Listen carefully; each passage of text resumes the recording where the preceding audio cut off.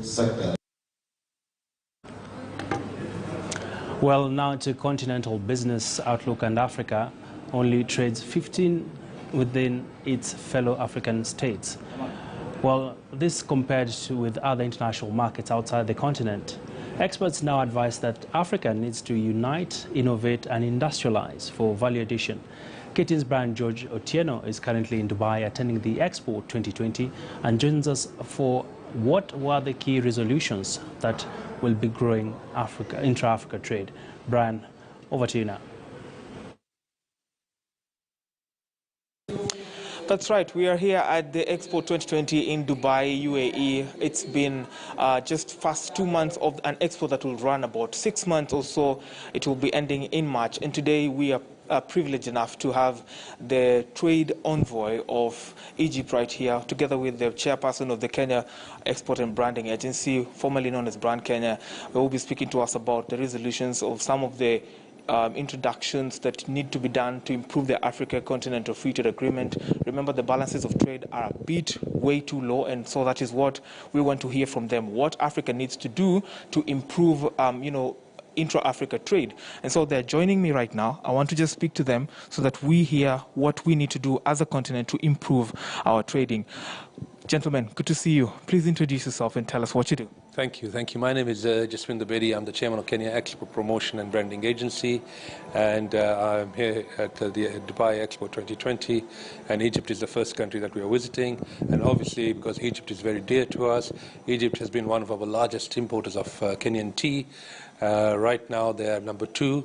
But still a very, very important market for Kenya. We export largely about $18 to $19 million of goods to Egypt every year, out of which the big chunk of that would come from tea. In the first decade of this century, we used to have a trade deficit in favor of Kenya. Right now, the trade deficit is in favor of Egypt, and that's primarily to do with we're importing a lot more manufactured goods out of Egypt. And we're doing that largely through the COMESA trade agreement, which is the common market of East and Central and Southern Africa. So we are looking at now transforming the current COMESA trade agreement to a continental free trade agreement, which is 54 African countries, which is 1.2 billion people, which is $3.4 trillion economy. And we think that we are positioned right. The perfect diamond of the continent is, of course, Egypt in the north, Kenya in the east, South Africa in the south, and Nigeria in the west. So if these 4 strong economies of the continent of Africa can start working together, and we can start creating the ecosystem around us, and we can start working within us, we'll see a lot more business happening. Right now, Africa is not trading with Africa. The trade within Africa is so low, it's a mere 15%.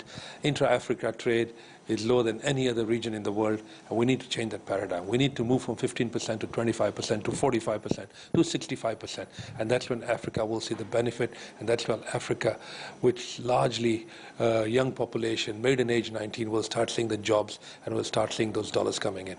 Thank you. Amazing. Let me now cross over to the director of the pavilion. You're at the Egypt pavilion. Kindly introduce yourself and tell us what you do, and why is this conversation important right now? And number 2, how do we make it happen? How do we improve the intra-Africa trade? Thank you very much, my dear guests. We are honored and pleased to have you in our pavilion. My name is Dr. Khalid Milad. I am a commercial counselor, director of the pavilion. Actually, what Your Excellency said is very important, because we need really to get together in order to maintain a higher level of intra-Africa trade. It's a reality that intra-Africa trade doesn't match with our expectations as neighbors and as members belonging to the same continent. It's very important for us to strive for more interaction together. And I usually, when I was asked about our trade, if there is a trade in favor of a certain country or not, as I told Your Excellency, that it's a matter of what is the volume of trade, not which country is superior in trade other than the other country. Because if we are going to have a volume of trade in one block, other countries from all over the world will look at us as one and will try to come to us and make agreements and make collaboration. Also, in my opinion, for the African countries to start to put value addition and to start to increase its industrialization activities. This one will make use of our resources, which is really a scarce resources in all over the world. So if we get together and if we start to improve and develop our industrial basis, as well as collaborating together to exchange experiences in many fields, be it in the small and the medium enterprises or in the industry or in the trade, this will benefit our continent very much. Amazing. Great resolutions there. I think one of your biggest take-homes is that we are stronger when united, if I got that right. Great. Mr. Director, one last word, your parting shot. Well, I think it's important that we get serious. Like you said, united we stand, divided we fall. The African continent has a serious opportunity, and the biggest opportunity that we have is we've got a lot of raw materials that we are actually exporting in raw form. And if we can just start adding value and start moving into input substitution, you'll start seeing the value being captured. We'll start seeing the jobs that are so much required. And I mean, every value chain that you look at cocoa, we export raw cocoa and we import chocolates.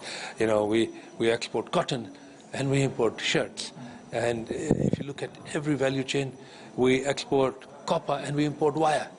We need to start changing that narrative, and we need to start adding value, and we need to start creating jobs, and that will create social peace, which the continent so desperately requires. Amazing.